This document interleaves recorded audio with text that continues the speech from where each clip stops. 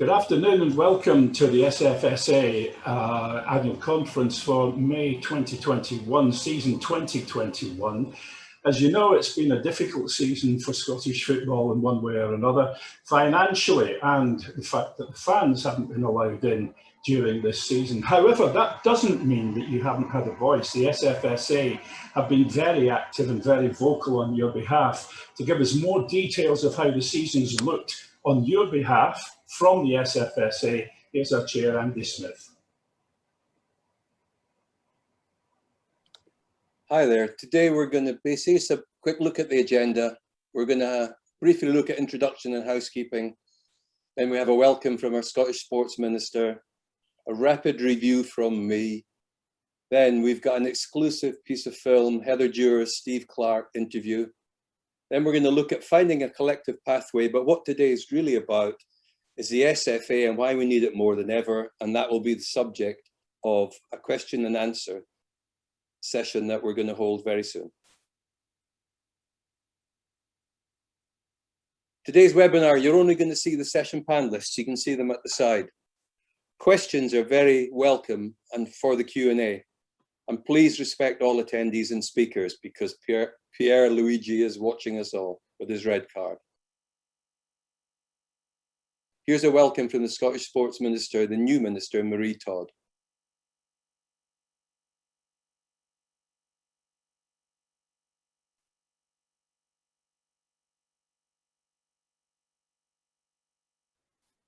She does speak.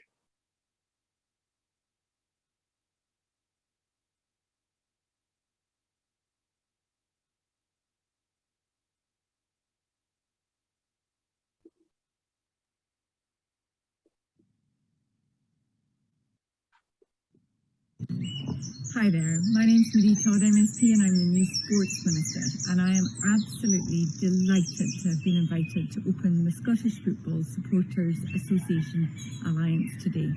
I've already been made aware of the importance of the work that the organisation does, and I'm looking forward to working with you over the coming months and years. There is of course much to do across the country as we respond to the impact of the pandemic. Hopefully the excitement of the Euros and the return to stadiums across Scotland will be something that will lift all of our spirits in the months ahead.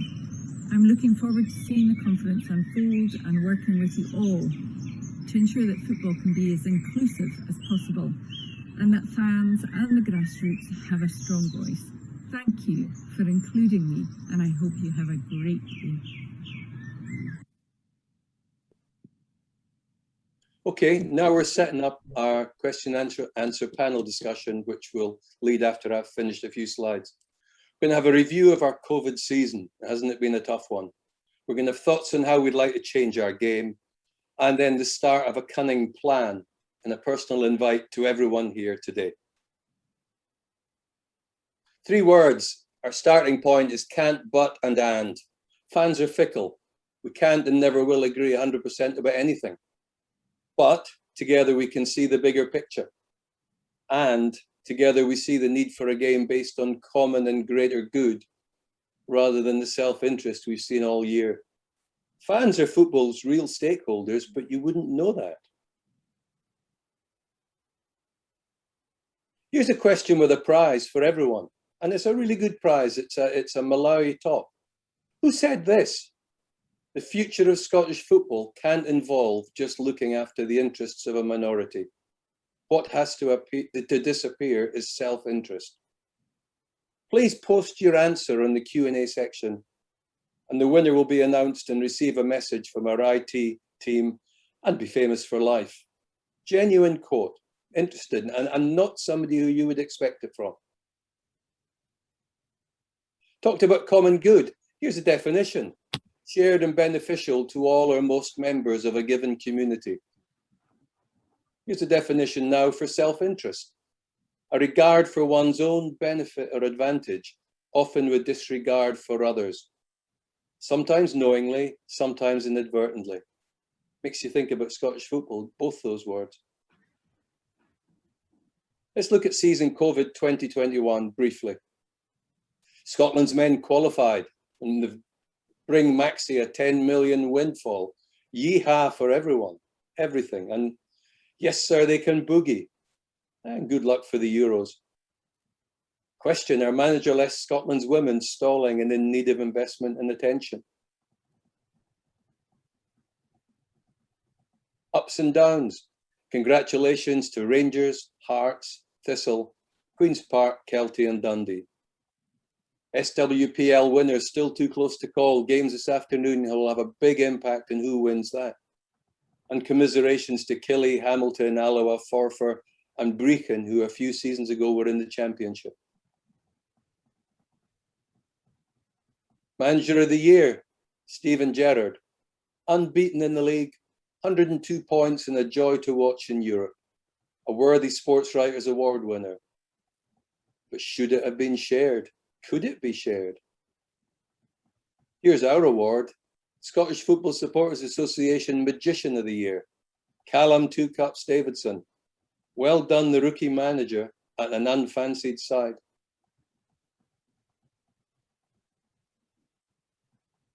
COVID low points, we've had a lot. We had an old Mother Hubbard's cupboard. We needed it and there was nothing in it. We had Neil's Good Friday disagreement. That was embarrassing for our game. We had that Dundee vote, and one day we'll know what it was all about. We had task forces to nowhere, and then ended up in self-interest voting. Finally, we had the JRG after we had a vote when the clubs said they didn't want the SPFL to make decisions on their own. They formed the JRG just to make them. Pre and post-COVID realities. Our dysfunctional camel, which is the governance of Scottish football. We find increasingly that change from within is not an option. There's a constant SFA versus SPFL conflict. There's inherent secrecy as a means of power right through the game. There's downwards disrespect from league to league. Strict liability impositioning. You know, that's going to come. If we don't sort ourselves out, it will be imposed and it will be more painful. And the inherent lack of trust between Hampden and the Scottish government. COVID heroes, James Anderson and all the other donors who've given into our game at a time of need. The fans, all of us, for record season tickets, volunteering too. Things have been amazing. And clubs for the selfless work in their communities. Here's a wee thank you from Nicola. That was done in association with us and Bauer Media last. Throughout the COVID-19 crisis, we've seen people go above and beyond to help others. Scotland's football fans are a great example of that. Across the country, fans have come together to raise funds in support of their clubs. That's helped many of our football clubs cope with the financial impact of this crisis, and it has quite literally helped to save people's jobs. We've also seen some fantastic examples of fans helping out in the community, whether that's preparing meals and food parcels, looking out for older and vulnerable people, or supporting the work of our National Health Service. All of these efforts are hugely appreciated, and I'm delighted that more than just a game is helping to highlight them. So I want to take this opportunity to thank all of the football fans who have played their part in helping Scotland through this crisis. You are all making a hugely positive difference at an incredibly difficult time. Thank you.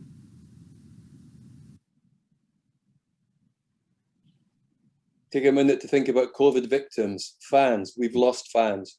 Clubs have lost people, season ticket holders. It's been a tough time for some people. Youngsters haven't played football. Social football hasn't happened. Clubs, some are well in debt. Clubs are having their business models turned inside out. Mental health across the community and business models broken, perhaps. Thinking about our questions, Scottish football has enough elephants to fill a few zoos, but elephants in our room right now. Why is everything done in secret? What's the difference between racial and religious bigotry? What will happen when a team walks off next time, like Aberdeen University's second teams did a couple of years ago in a local game? Football needs to lead the inevitable strict liability talks, and clubs and fans need clear guidance and rules, but we don't have them. The Scottish Football Supporters Association today, we're 76,000 members. We're growing. We're independent. We will always be free. You don't have to pay to be a member. We're volunteers with big ears. We have constant research and Zoom meetings. We've had meetings with all the political parties, starting with Sir Keir Starmer and ending up with Douglas Ross. We speak to everyone because everyone is important. We have partnership developments with GamTalk, Gamble Aware, Back Onside, DC Thompson and more. Gambling has a stranglehold over our game and it's causing deep-rooted problems. Welcome to our board. We have Hannah and Heather. Hannah Bardell, Heather Dewar have joined our board and our developing board of sector specialists. And we are becoming a growing and respected voice for you, the fans. Looking beyond the Euros, where is Scottish football headed? Do we really want more of the same? Can change come from within? How do we harness the goodwill that exists in the game and allow people to give something back? Because that's what we find. People want to give something back for the good of the game. Here's some quotes from our recent Zoom calls with household names who you will know, some of whom are on our talk later. Scottish football has to find a way to park club badges at the door. Something that came from England. What we have started in England is heading your way. Football belongs to the fans and their communities. The governance of the English game has been discussed in a government debate on June the 14th, and already it was set up by 150,000 fans signing a petition. Most people working in football would embrace change for the better. I've been there. I have the scars. They're trapped in a system that constantly blocks change from within. We have to address that. Supporters are the hearts of football's ecosystem. Our game continues to ignore that at its peril. Things to think about, things to talk about in our Q&A. There is a collective will. We just have to find that collective way. In fact, we need a cunning plan and the wisdom of Pele. That's to be continued after Steve and Heather. Here's a video, an exclusive between our own Heather Dewar and Steve Clarke.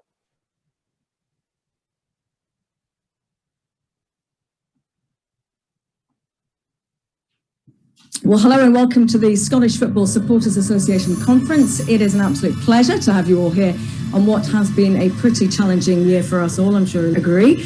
On the way, we do have some fantastic speakers for you. It's an opportunity too for us to lay out some of the plans we have ahead. Before all that though, with domestic football wrapped up for another season, it is time to look forward to what's happening on the international stage as Scotland prepare for their first major finals since 1998, the Euros, which kick off for Scotland on the 14th of June against the Czech Republic. And the man who guided them there is Steve Clarke, and I'm delighted to welcome him here now. Hello, Steve. Great to have you with us. Not long to go now then until the Euros get underway. How are you feeling about it all? Yeah, it's good. It's nice after such a long time. They're finally here. It was a little bit strange playing World Cup qualifiers in March before the actual tournament. So it's nice. It's nice to be here. It's nice to have picked a squad, and it's a good summer to look forward to hopefully for everyone in Scotland.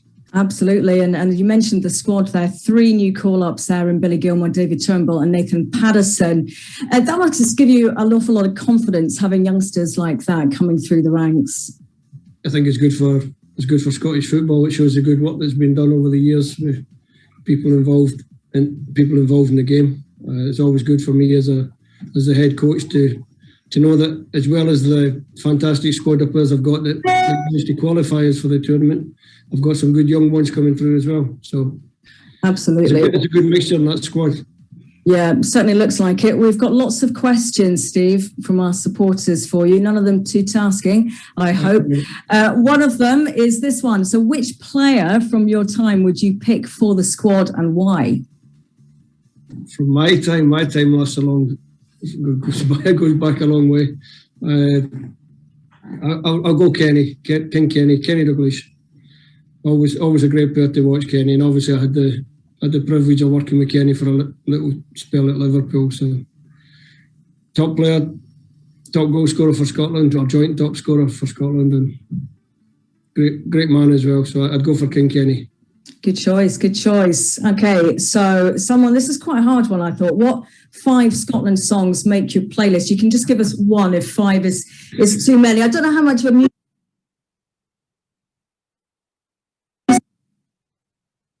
aficionado you are, Steve.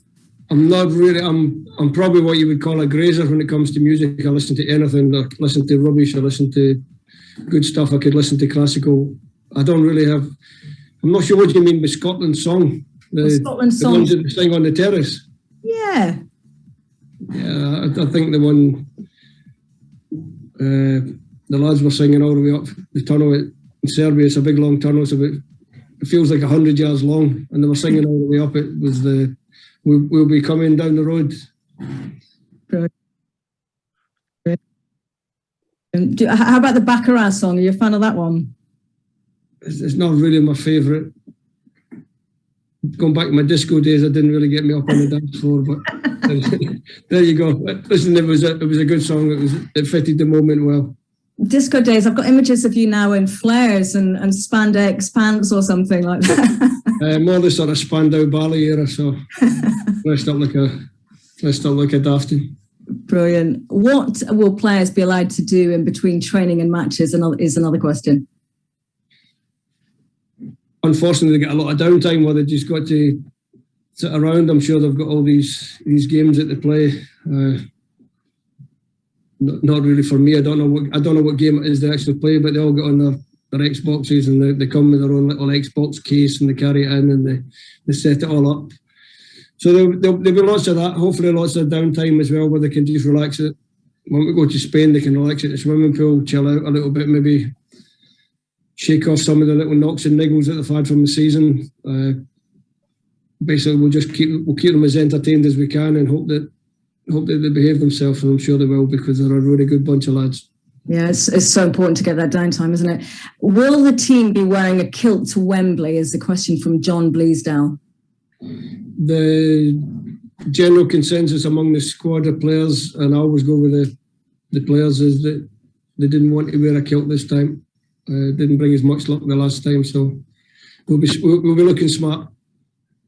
This is a question from Sean Marcus Clifford, and it kind of touches, I guess, on one of our first questions today. What young players are you excited to see develop over the next few years?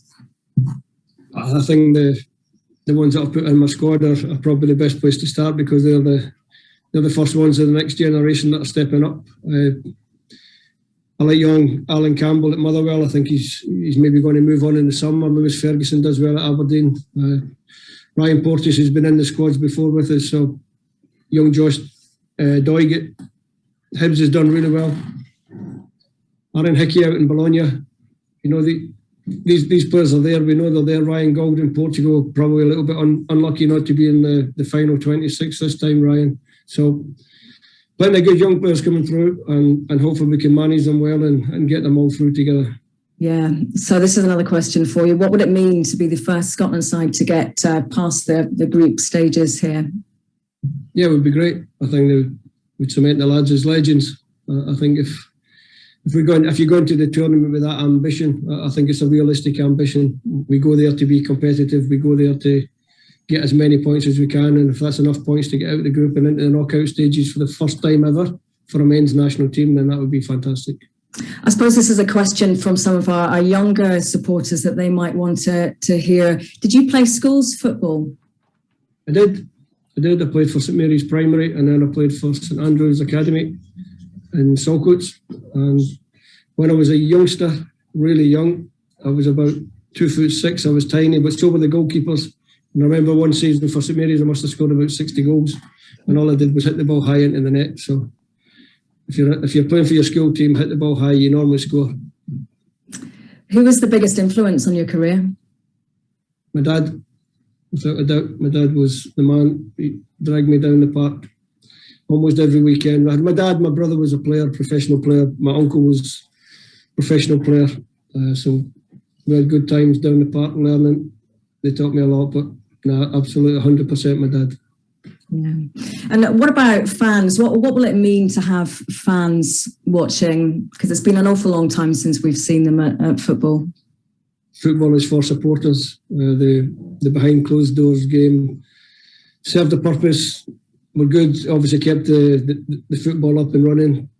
But it's not the same when you've got people on the ground and you've got that atmosphere and you've got that little edge and you've got people shouting abuse at you or giving you loads of support. It makes such a difference. We went to Israel in March and there was 5,000 people in the stadium, all Israeli supporters, but even to be in that stadium when the atmosphere was good.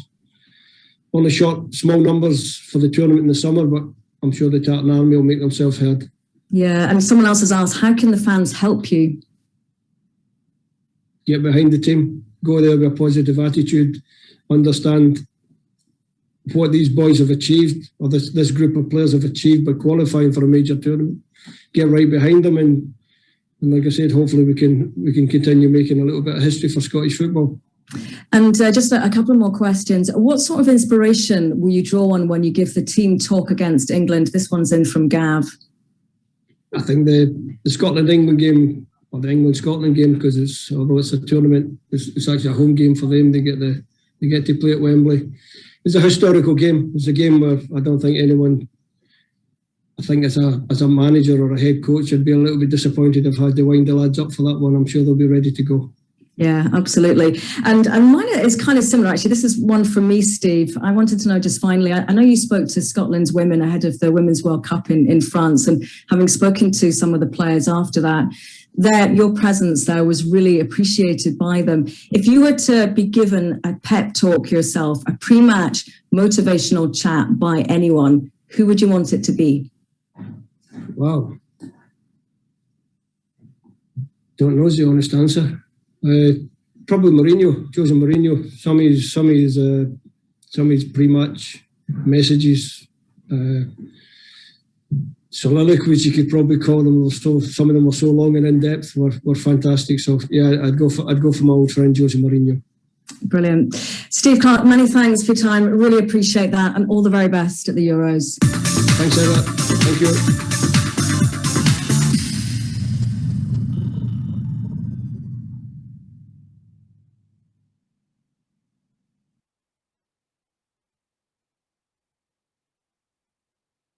Okay, summing up that wonderful session, football is for supporters. We need more King Kennys. Play schools football and aim high. Thanks to all dads out there with their kids. That Mourinho influence, that was an interesting one. And who got those McEwen's tartan kilts all those years ago when we walked out in 1998 to play Brazil? Well, blame me for that and a client called Brian Sharp who worked for McEwen's. Right, how do we break football out from its Dave Allen prison? In an ideal world, we wouldn't be starting from here. We're all going to need a sense of humor too, but let's crack on and just see what we might do. Our starting point was speaking with fans and listening. Ordinary fans and household names from the world of football. Experience, insight, passion, and desire to help. There's 100% agreement. There's a lot that's good. There is much that is good in Scottish football, but there are things that are holding us back. Fans agree. Scottish football needs thinking outside the Hampden boxes and the corridors of power. This is not about blaming individuals. It's about understanding that they are victims who need external support. Solving this problem needs an unholy alliance like never seen before. That came from an ex-head of the game. What is needed? 3 main changes, top to bottom and bottom to top. We need a long-term vision. We need ambitious but realistic expectations, and we need agreed steps to make a positive difference. So zooming onto the table from the meetings that we've been having for these last 9 months, Scottish football needs a new focus on kids, all kids. We need a joined up elite system. We need open and transparent governance. We need it to be run for the good of all clubs, not by them. We need a review of league structures, top to bottom and bottom to top. We need rainy day monies for the next time we hit financial issues. We need to be working with government, not in constant conflict. And we need an end to the box-ticking culture that has taken over. SFA's launch, our Slúch Géim, reclaim the game. That's what we said in just 6 short years ago when we started off. You're asking yourself what Slúch Géim is. It's the origin of the word slogan. It's a Scots Gaelic for battle cry. Our wee battle cry has now been copied all over Europe. Reclaim the game is becoming a movement, and we will work with anyone for the good of the game. Reclaiming the game. Fans need to set the agenda and work with all stakeholders. It won't be easy and won't change overnight. The starting point is to tell them what you want them to do and give them nowhere to hide. A quote from somebody, again from the top end of the game. Pelly's message to all Scottish fans. There he is. He looks like he's beaten John Clarke and Billy Bremner to the ball in 1966, just before the World Cup, in front of 75,000 fans at Hampden. The only way to win is as a team. Sage counsel from the greatest footballer ever. Scottish football needs teamwork, even if some of the stakeholders don't seem to want to be part of a team. We need them.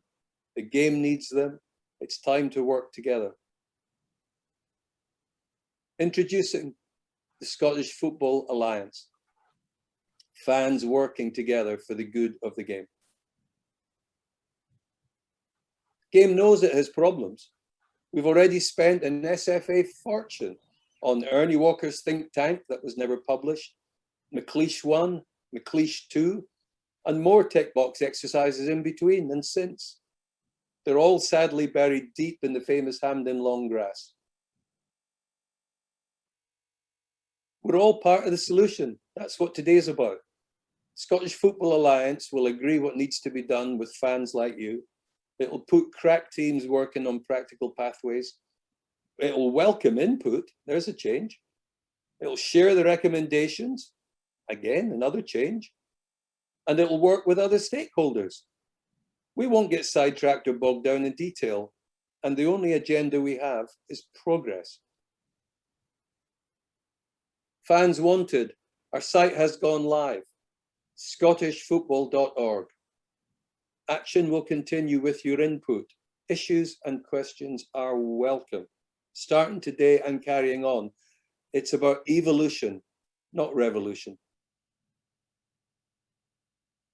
Scottish football is everybody's business. Improvement starts with questions. How do we get more kids playing? That's a great question. How do we balance the needs of bigger clubs with community clubs? Needs to be addressed. How do we build a nest egg? Etc., etc. Things that you say to your friends, things that we talk about, things that don't seem to get a reaction from those running our game. Who is driving the Scottish Football Alliance? We all are. The idea came from fans. It's an evolution, it's not a revolution. It will allow fans to produce roadmaps for success across our game. Some will be simple, some are complex. Common and greater good will be at the heart of where it takes us, or we'll just end up with same old, same old.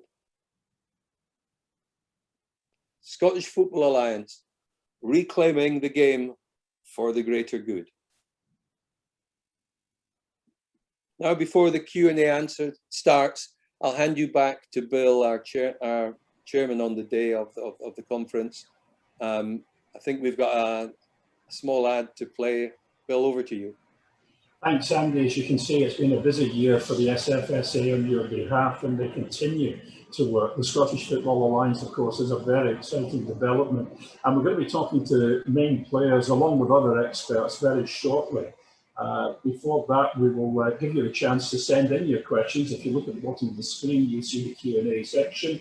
You can send your questions there.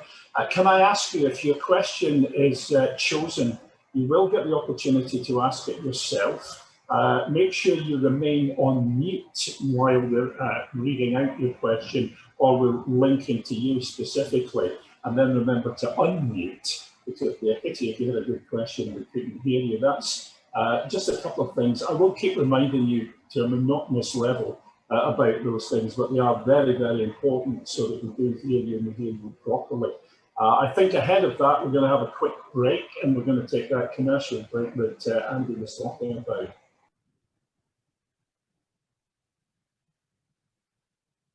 It's great we're in the Euros.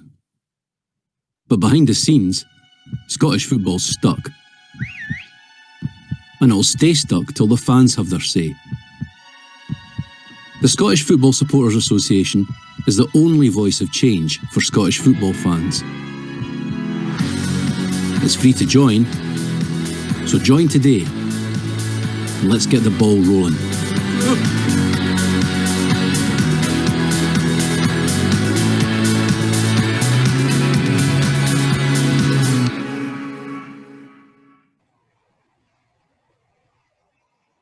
I think we're going to have about a minute and a half now where you can go and switch on the kettle if you want to have a quick cup of tea and get yourself settled down. We will be talking very shortly to Hannah Bardell, Heather Dewar, Archie McPherson, Henry McLeish, Gordon Smith, Stuart Murphy, and of course Andy will be with us as well. So if you wish to take that time and go to the loo very quickly and put on the kettle for a cup of tea. Don't forget your questions, please. That's what today is all about more than anything, is giving you the chance to ask the questions that you want answered from the people who can help you, the fans, effect change. That is crucial. So go to the Q&A section, submit your question, and we'll start to talk about those questions and ask them in the next minute or so. Until then, as I say, if you want to go to the loo or you want to switch the kettle on, please do so.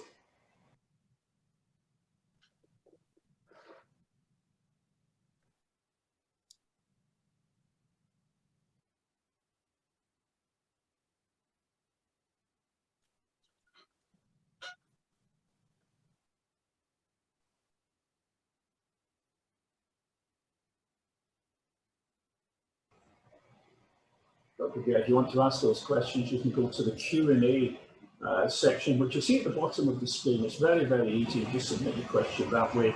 Don't forget to give us your name. Make sure that we get your full question so that we can talk to you. And we may get you to ask the question yourself to the panel. That's all coming up very, very shortly. We will also be recapping on some of the things I dare say that Andy's already spoken about during his presentation and the slideshow, because all of it is all relevant to you. There's a lot of things which relate directly to you, the fans, therefore giving you the opportunity to ask your questions based on what you already know has happened with the SFSA during this season, but more than that, what you would like to happen as we move forward with the SFSA and the Scottish Football Alliance. And we'll hear more about the Alliance very, very shortly. Can I just remind you again, the Q&A section at the bottom of the page is where you can submit your questions. Please keep your mic on mute until we actually ask you to ask your question. Otherwise, it causes problems technically. But if you could do that, that would be greatly appreciated. Guys, I think we'll probably start with a question that I would actually like to ask while we're getting questions in from everyone else. And I'd like to start with Henry McLeish, if I may. Henry, you obviously are no stranger to the suggestion of change within Scottish football. You've been asked to write 2 very comprehensive reports. Andy referred to the fact that some parts of it were adopted, others were kind of lost in the long grass at Hampden. The Scottish Football Alliance moving forward, how can that make those kind of reports more relevant and ensure that they're not just box-ticking exercises moving forward? Well, thanks, Chairman. First of all, I'm delighted to participate, and I'm delighted to see the manager of the Scottish football team participate. And it's also extraordinarily successful to have the First Minister and the Sports Minister talking about football. Yes, look, I think we have had reports about the game over the last 10, 20 years. And there's no doubt that many changes have been made. But I think we've reached a point now where, you know, we want to praise what's good in the game. But I think we also want to register around this idea of underachievement, underperformance. If you look at countries like Denmark and Sweden and Croatia, with similar populations, size is not a problem. It's all about talent, but it's also about ambition. And one of the things I think the fans should want to see is that whether it's the SFA, the SPFL, every club, every level of game, we want to be more ambitious for Scotland. And I personally, for example, played on the foothills of the game for many years, played for under-18 Scottish professional game in Yugoslavia. I haven't been in the giddy heights of the game. But look, I love the game with a passion. So do the supporters. And if there's one thing they want their club loyalties. But they also want to see Scotland play on the world stage, play on the international stage. And the last one was in 1998. What excitement now that we're actually playing at the highest level of the European game. So I think that whilst we could look back, see the reports that have been published, see the good things that have been done, see things that have not been done, now is a time when the fans are so well organised, is to say to Floor 6 at Hampden, look, we need change, about ambition, about overachieving, about investment in the game. And I'd like to think that whilst all of us have our clubs in mind, there are 5.4 million Scots that would be delighted to see us perform well in the World Cup and indeed on the European stage. And the final initial point I would make is this.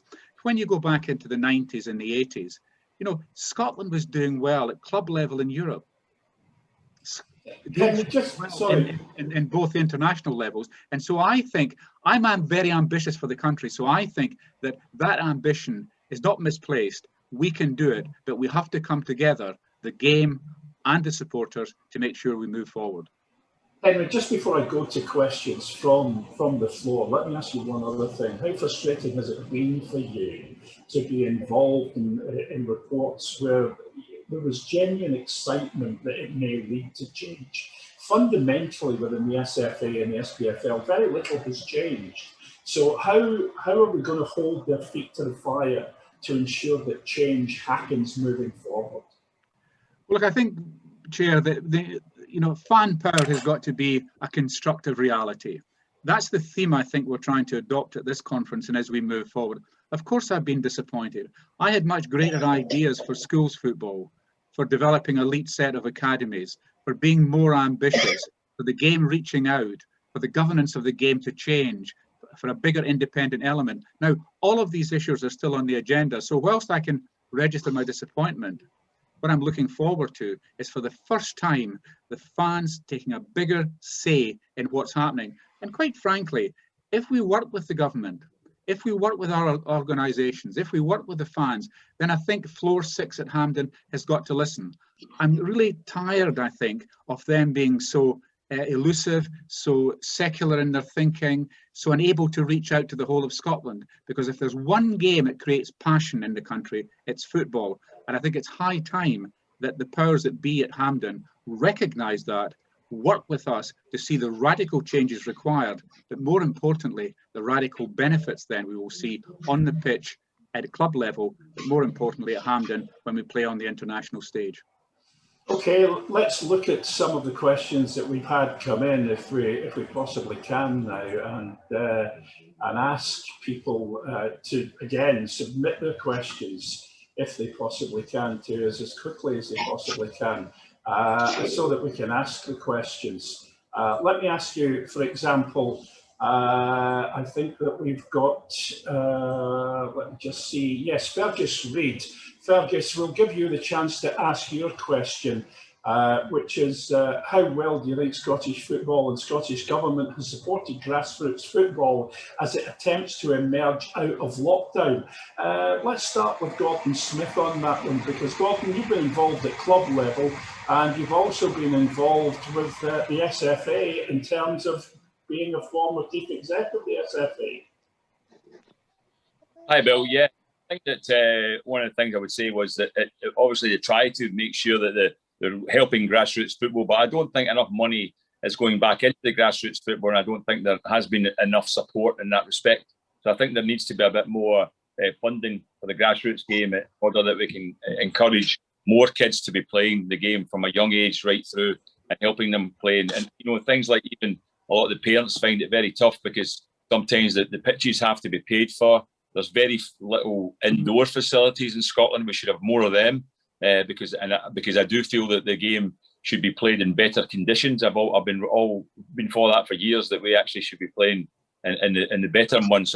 Say, well, when is that in Scotland? Because we don't get great weather all year round. But I still did my research before once.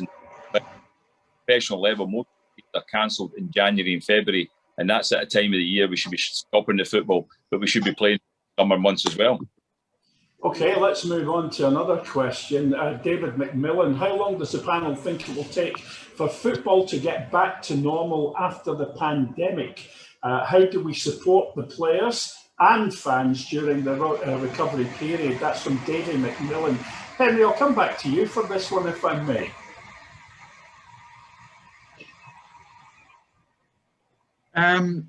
Well, look, I mean, the pandemic has hit every aspect of Scottish life, and it's going to take some time to recover back to what we could call normality. That's going to affect everyone.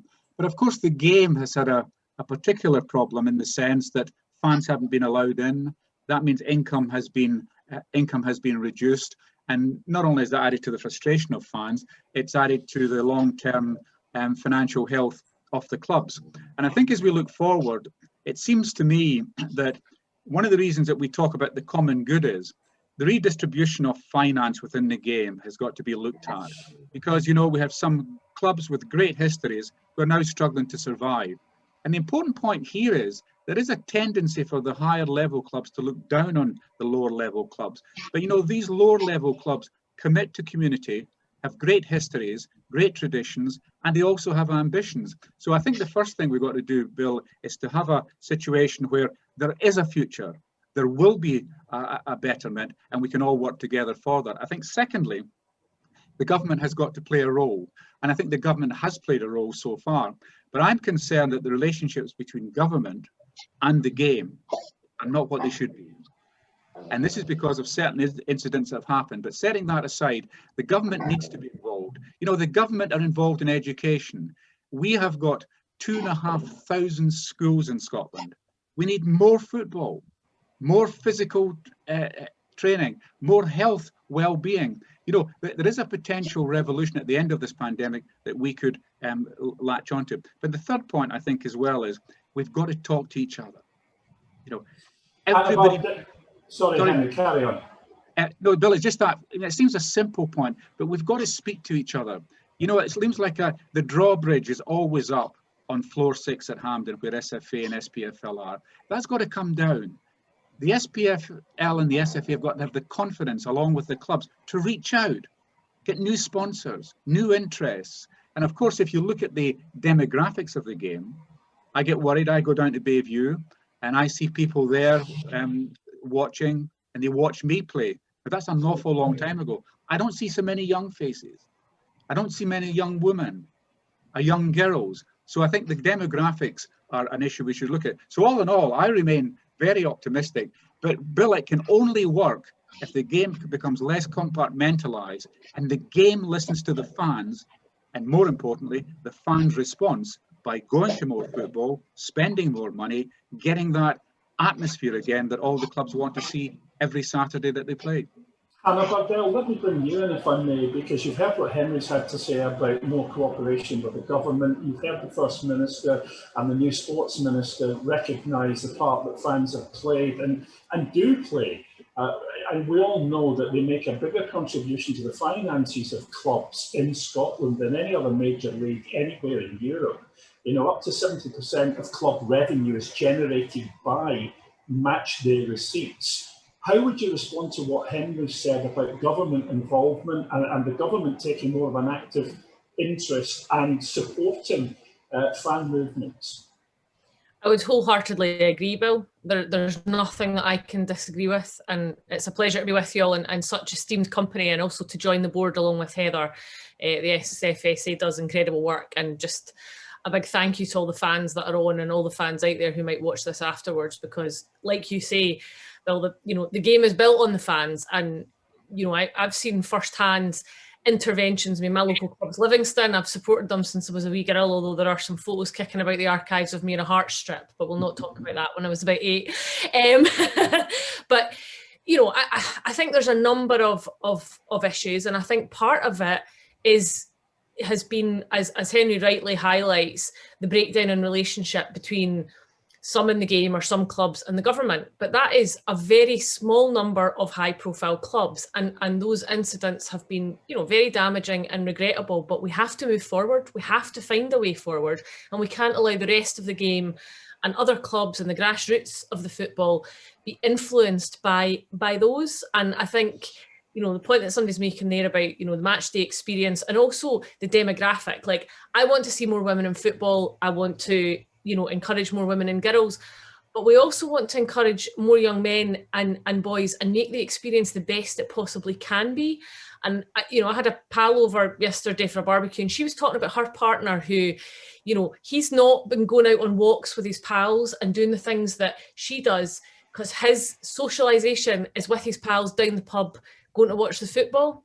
And so there is a whole, you know, issue around what young men particularly are experiencing in terms of mental health. Lots of people's mental health has been impacted, but we have to really focus in on the key issues, and government has a significant role to play in that. You know, you've got a captive audience, and you can reach people that frankly politicians and government often can't reach, but we have a responsibility to work with fans organisations and to press the clubs and to press the SFA to treat the clubs at all levels better, with more respect.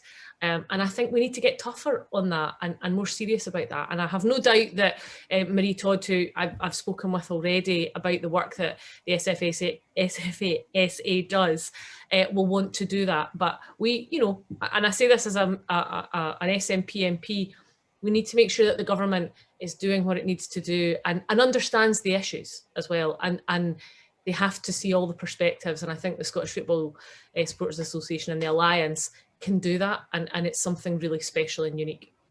Evan, let me come to you, because Hannah's already, before we take another question from the floor, but Hannah's already alluded to women's football and saying more women, more girls playing football. Do you sometimes worry that as we campaign and try to affect change within Scotland, that the message of women's football gets lost and people just think that when we talk like this, we're talking about men's football?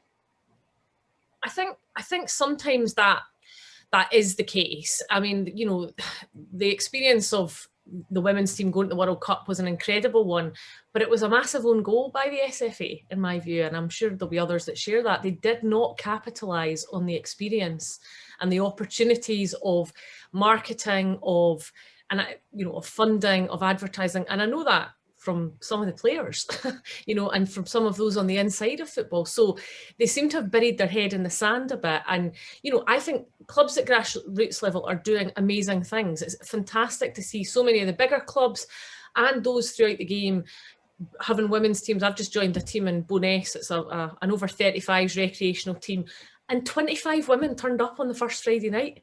You know, and in the stands watching us were girls that were 11 and 12, 13 years old. So there is amazing work being done, but we need to get real about why we're not getting the money, you know, into those clubs. And a lot of it's to do with TV exposure and I think a lack of will and effort, and that will trickle down, but it can't be left to the grassroots clubs to be doing all the work in the engine room. We need the support from the top of the game to do that as well.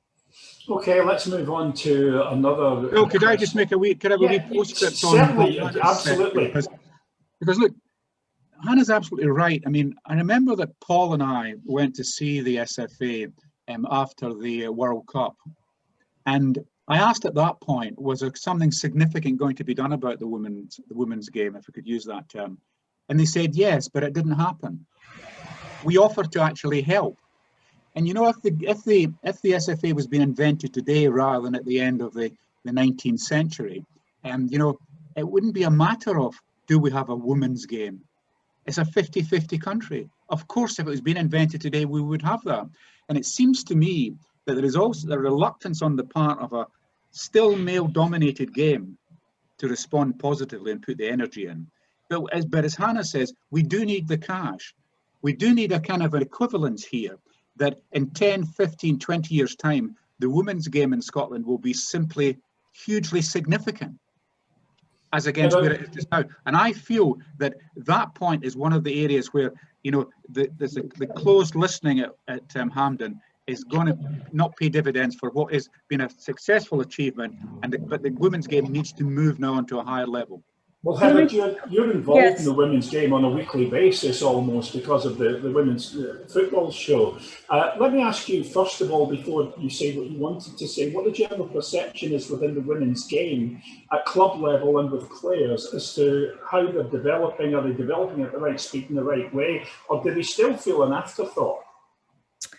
I think it's probably mixed, actually, Bill, to be quite honest with you. I mean, if you were to ask me the same question a couple of years ago, when we spoke a lot about equality and the women's game, most of the internationals, the Scotland internationals, would have said, but we're not there yet.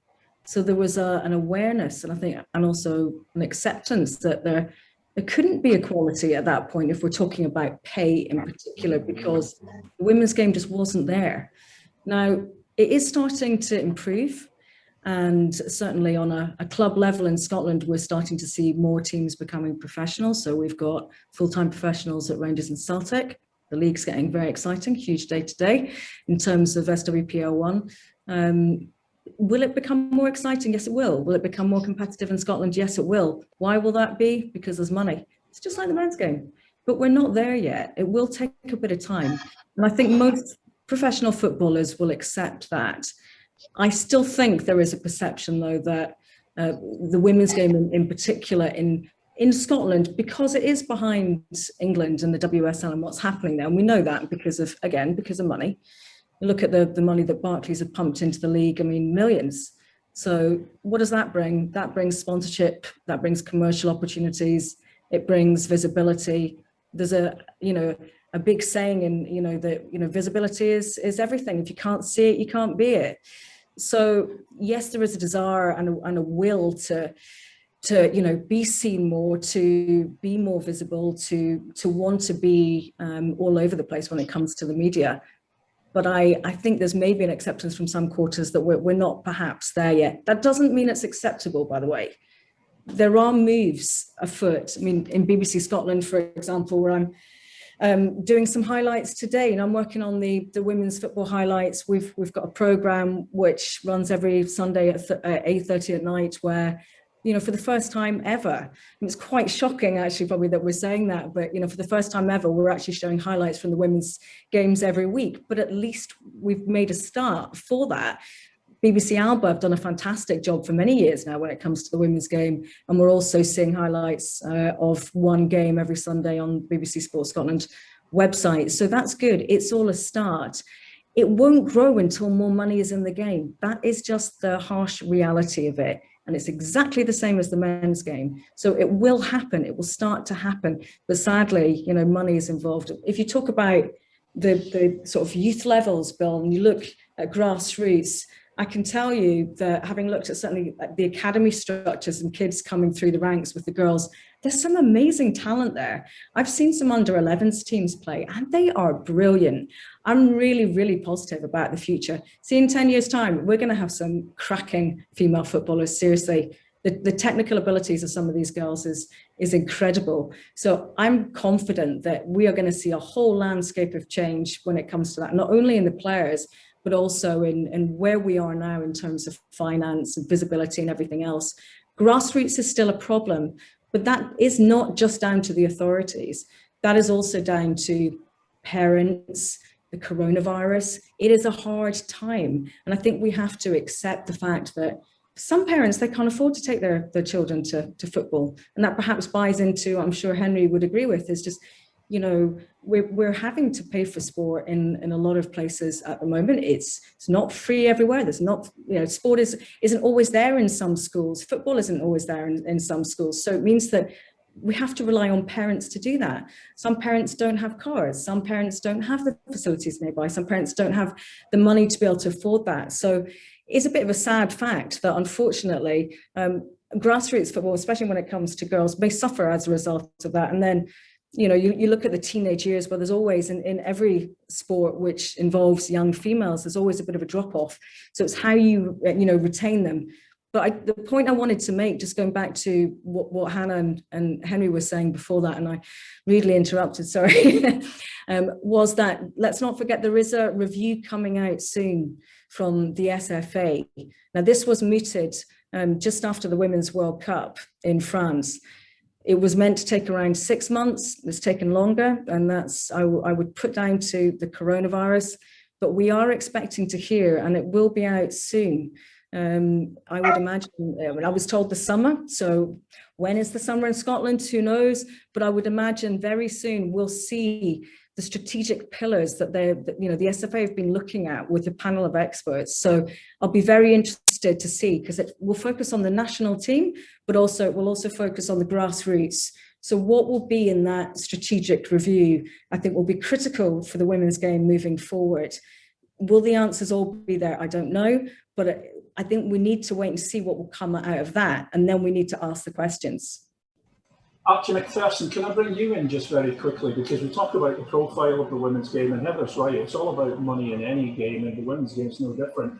The Scottish Building Society and SSA have pretty much carried sponsorship for the women's game in Scotland for forever, almost, and yet we don't see many more people coming on board in terms of financial help. Let me ask you, Archie, if broadcasters have to take a greater responsibility by giving women's football more and better coverage, and possibly more often on the high-profile channels rather than the other ones.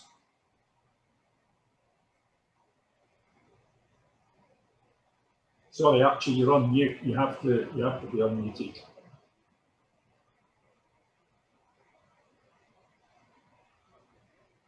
Not hearing Archie because he's still on mute. If you go down to the bottom and see the little microphone at the bottom of the page, Archie, where it says mute, unmute it, you'll be fine. Down on the left-hand corner, just on the bar on the left-hand corner.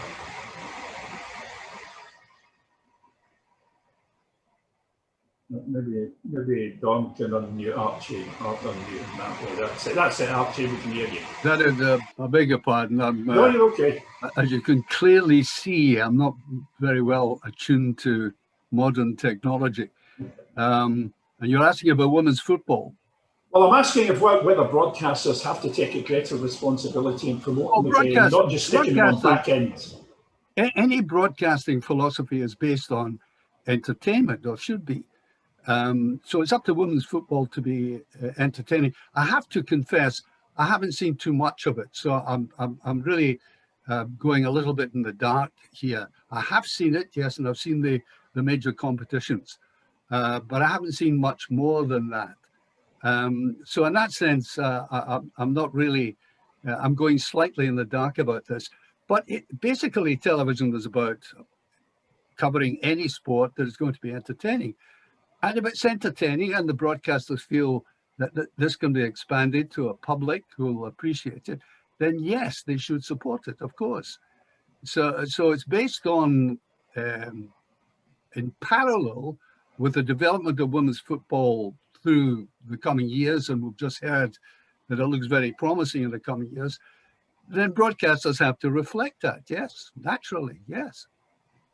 Let me move on to a question which we all had to live with for far too long, sadly, in my view, and it comes from Walter Dodds. It says, before COVID, during live broadcast games, sectarian singing and chanting was audible, but the Scottish Football Authorities did nothing about it. So how, as fans, can we change the culture in Scottish football if the authorities choose to do nothing about it?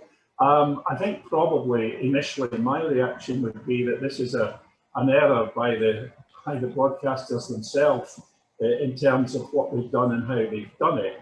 But let me come to you again, Archie. Well, because it's been simulated. It's been simulated on the there was a couple of games shown before. But going back to the original question of how the football authorities do nothing, there isn't anything really that the broadcasters can do about it in that way, Archie. Well, the broadcasters again reflect what is actually happening. I think you made the point that, did you say something about the broadcaster's responsibility? No, I said that the broadcasters couldn't do anything about that. And so therefore it comes back to the powers that be. And if the powers that be can't do anything, what do the broadcasters do? Hit a mute button or something like that? Well, if you don't mind me mentioning, I wrote a book about a famous game 40 years, it's now 41 years ago, the Hampden Riot, the Old Firm Scottish Cup final of May, way back there, 1980. And in the process of looking back through the records, lots of statements were made by the SFA, by different authorities, but nothing was actually done. So they're very good at mouthing nostrums of one kind or the other. But that should have been passed on, if you like, to the law of the land. I'm a great believer in the law of the land. If any crime or any infringement of the law takes place, either within a football stadium or out with it, the law of the land should go through due process and punish the infringers of the law. I mean, that's fairly obvious. So there was a lot said that time 40 years ago. So the point I make is, push forward 40 years and they're saying exactly the same things. I mean, I've got so many quotes from the book I wrote at the time of people very, very conscious of the fact that they had to say something, but to do something, to follow up and actually impose severe penalties on clubs or individuals. They certainly weren't very good at that. They drew back from it. And of course, they're doing the same again. Simon Barrow, you wanted to make a point. Pardon? Yeah, thanks very much, Bill. And I really want to pick up on that issue. I should just say I'm Simon Barrow, I'm a Dumbarton supporter. I'm co-founder of SFSA with Paul Goodwin and a former chair. And it's fantastic to see the Scottish Football Alliance launch today because it's really needed. The question I wanted to ask really builds on the point that Archie's been making, which is the same people saying the same things year after year, because as well as investment in the women's game, what we need to see is much more diversity and innovation amongst the membership of the governing authorities and those who are in boardrooms as well. So I wondered if perhaps Hannah might have some views on this particularly, how we actually get more women into boardrooms, more diversity in boardrooms, more diversity, different voices, younger people, people from different backgrounds in decision-making positions in Scottish football. It's just an easy one, isn't it? Well, I think, I mean, in the same way that I think you guys came, you know, to Heather and myself directly saying, look, are you interested? And, you know, I'm not the world's greatest expert in football, but I'm passionate about it. I care about it. Played it since I was a wee girl. You know, and I think going out into communities and approaching these things in different ways, because to be honest with you, this is not an issue unique to football. Like, we all know that. Scotland's a small place, and, you know, board membership of, you know, any organisation, and the government, my own government and previous governments, all have to take account and responsibility for this, is that we end up fishing in the same pond, you know, and folk end up just kind of moving from one board to another, and that leads to nepotism. And there's also sometimes a fear of, you don't want to go outside your comfort zone and maybe invite people that you don't know.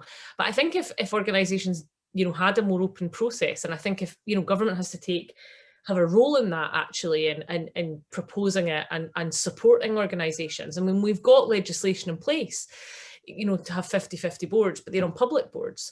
And I think it was the former chair of STV came out recently as she was retiring to say, you know, the private sector is one of the worst, you know, and it's appalling. And that was her own, you know, it was quite a brave thing to do, I think, her own personal perspective.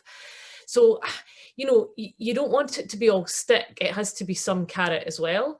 But I think you have to think about the fact that, women don't always necessarily put themselves forward for things. They do sometimes need to be approached in a different way, and we engage in different ways, but also so do people from different communities. So having things that are done, kind of in a more grassroots way, having more open and transparent advertising when you're recruiting for boards, but also going to the grassroots club and talking to folk to say, have you thought about this? Because sometimes people don't know what's involved in being on a board and if they'll have time for it and caring responsibilities and those kind of things. And I suppose folk all of us have a responsibility to say, well, how do we make sure that any board or organisation is more representative of the society that we live in? And I think it's a perennial head scratcher. People are like, how, we want to do this, but how do we do it? And I really think it is about opening up the processes. I know that's a bit of a dull answer, but I do genuinely think that you have to kind of get out there, in amongst society and actually talk to people, perhaps have open recruitment events. I'm kind of off the top of my head now, but I do think that there are ways of doing these things, and there are organisations out there that are doing this kind of work and supporting women in particular to put themselves forward these things. I mean, it's not board membership, but Pass the Mic is a really incredible project that encourages women of colour to get, who are in, expert panelists basically, to put themselves forward and get selected by broadcasters and those in the media to either, write, comment, or come on their TV programmes.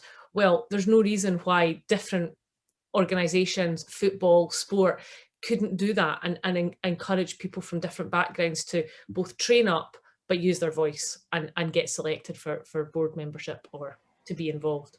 Okay, just before I move on to the next question, Gordon Smith, can I come to you with the original question about the sectarianism? This is not something new, it's something you must have faced when you were chief executive at the SFA and, been under fire to do something about. Why have the powers that be in Scottish football been so ineffective with this issue and seen as perception of the reality to that particular fan, not being prepared to do anything about it? Well, one of the things was I did bring this up to talk about it. I spoke to the SPFL about it. Yeah, the clubs were doing a lot to deal with it. So they were more or less saying, like, rather than the football moves to change things, it was down to. I understand they both were. Obviously, the main aspects of this were Rangers and Celtic, obviously, in terms of sectarianism. But that was, so they said that the club were very.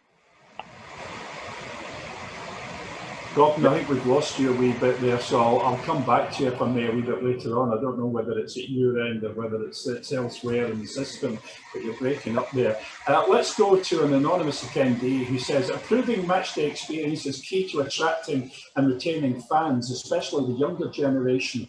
Whilst attracting families is obviously an incredibly important part of this, the core demographic of young men, the game has always been built on this and has been neglected.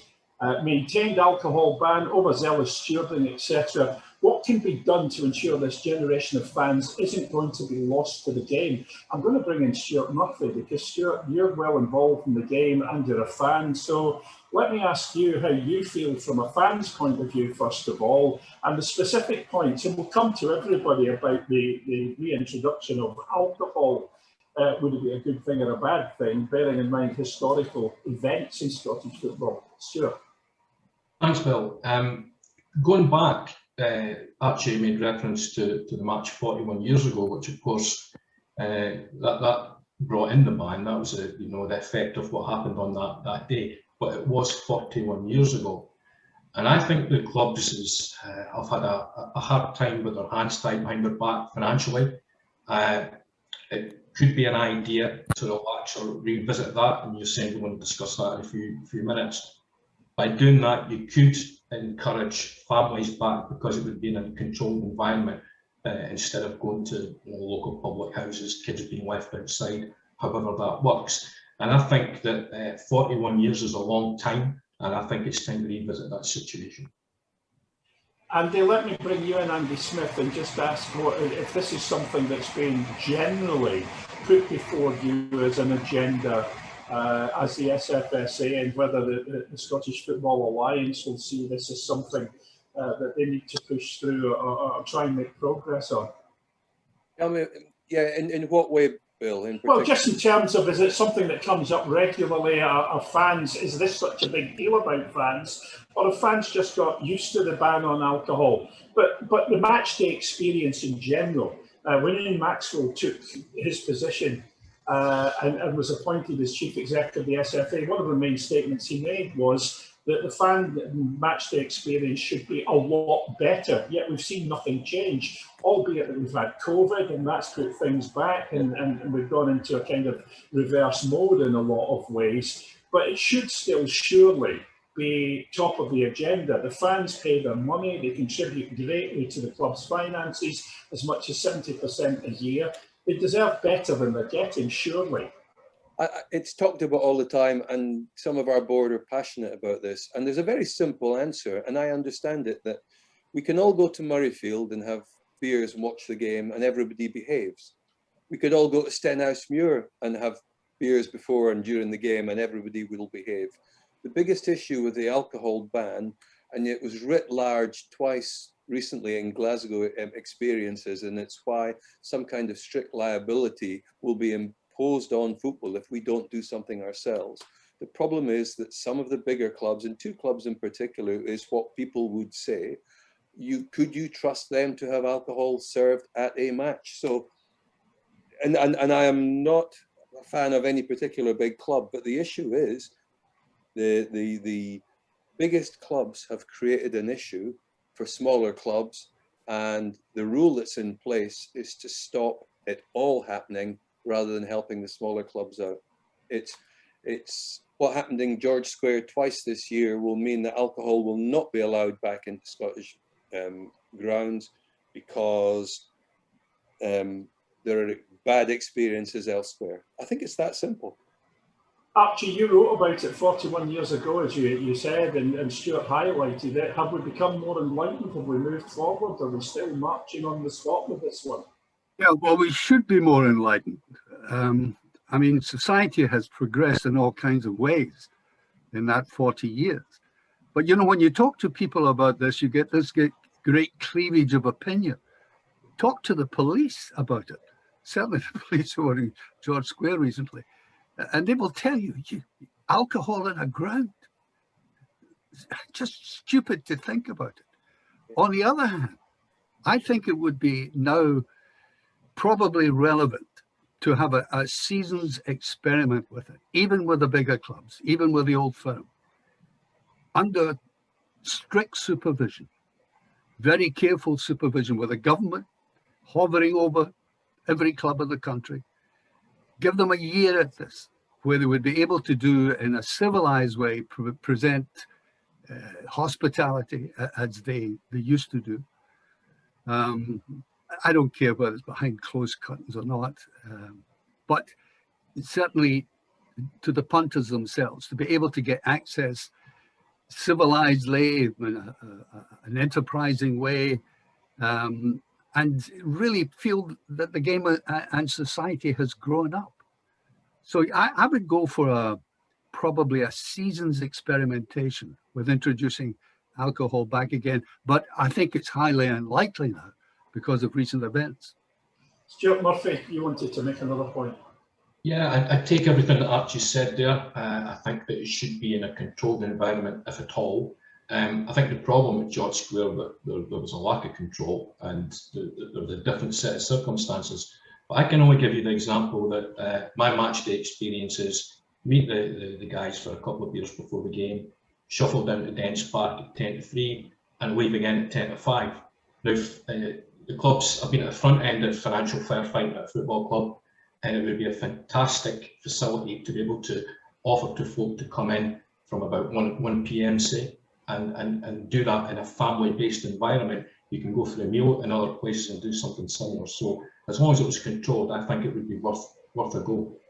Henry, let me bring you in if I may, because we're talking about the alcohol aspect, and I'm sure it probably came up when you were writing your reports and things like that. But also, out with the alcohol situation, how do we improve, as it needs to be improved? Fans are talking about it today. How do we improve that match day experience?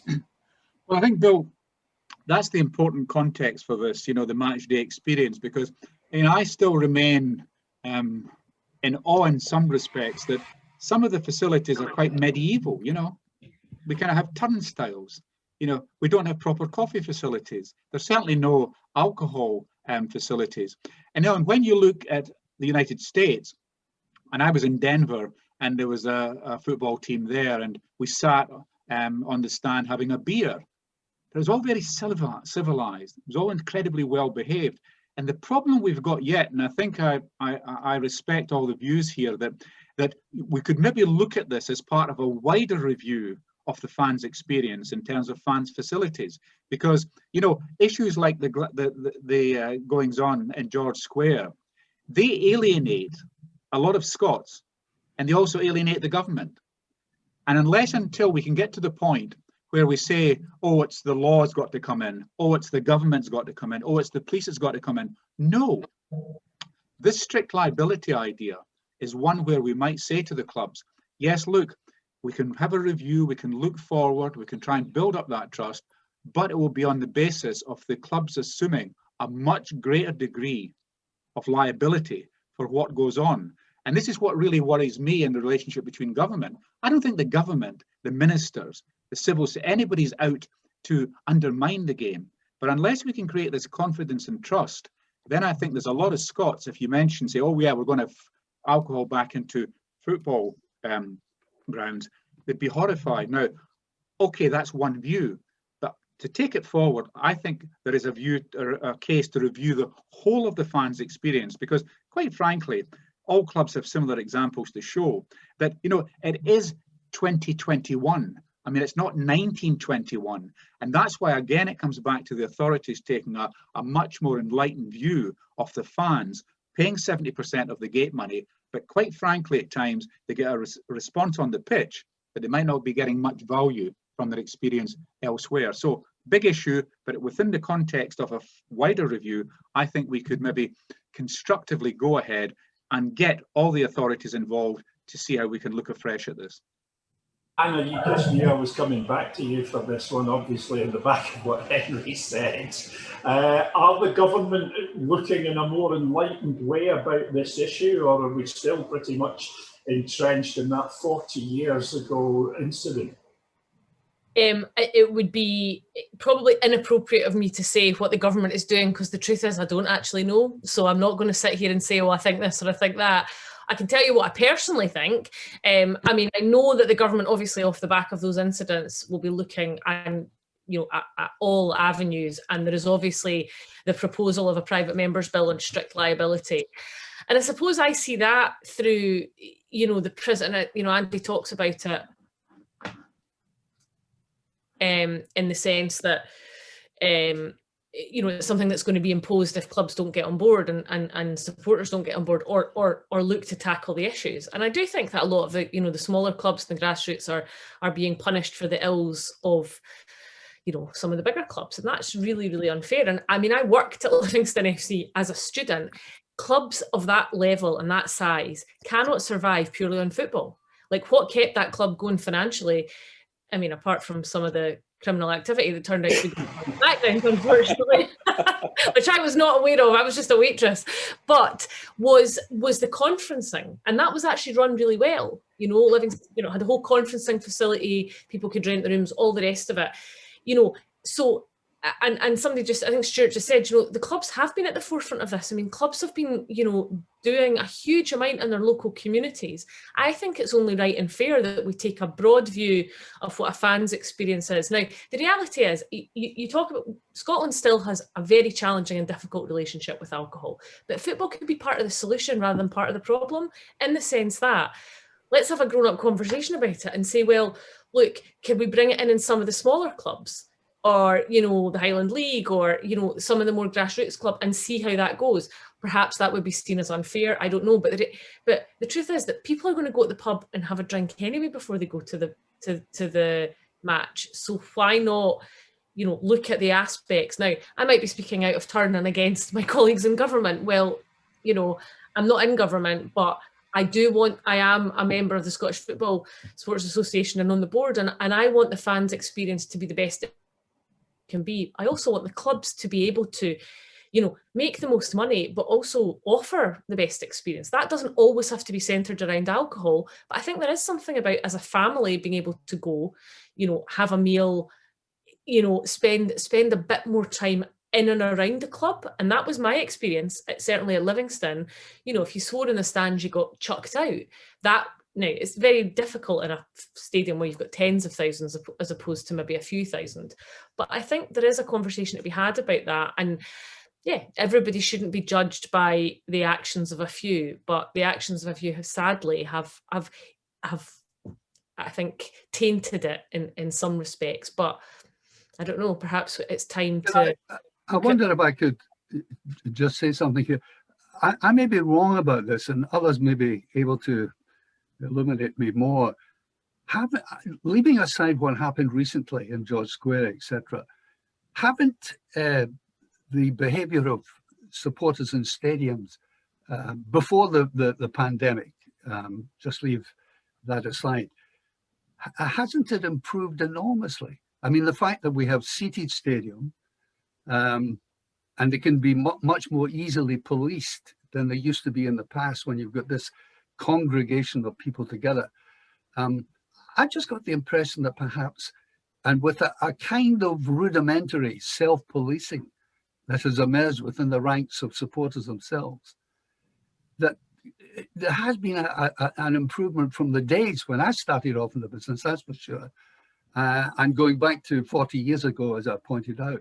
So I think there has been definite improvements. Now, if you took the like of George Square and used that as an example, then perhaps perversely, we might be able to say, well, let's go ahead and see, given that we've all had a traumatic experience, those who were there, or those who observed, or those who've interpreted it in different kind of ways, let's give them a chance to have a hospitality experience within the stadium that I've just been listening to.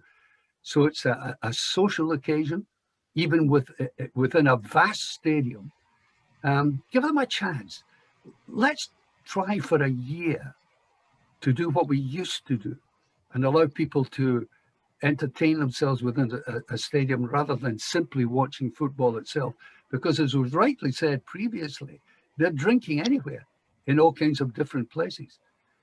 So I think by and large, I'd be willing to gamble on Scottish football taking, and the government, Scottish government, taking a bold step with this and try to show and indicate that we become much more civilized than we used to be. Andy Smith. Bill, can I come in? Yeah, sure. Yeah, certainly, Gordon. Yeah, it was. Well, I didn't get finishing before, because what I was going to say before about the strict liability aspect was that it should be the football authorities that should have the strict liability on clubs that their fans' actions need to be taken into account, and what they would do would be take points off them or something like that, or fine them and do it. So the football authorities should do that.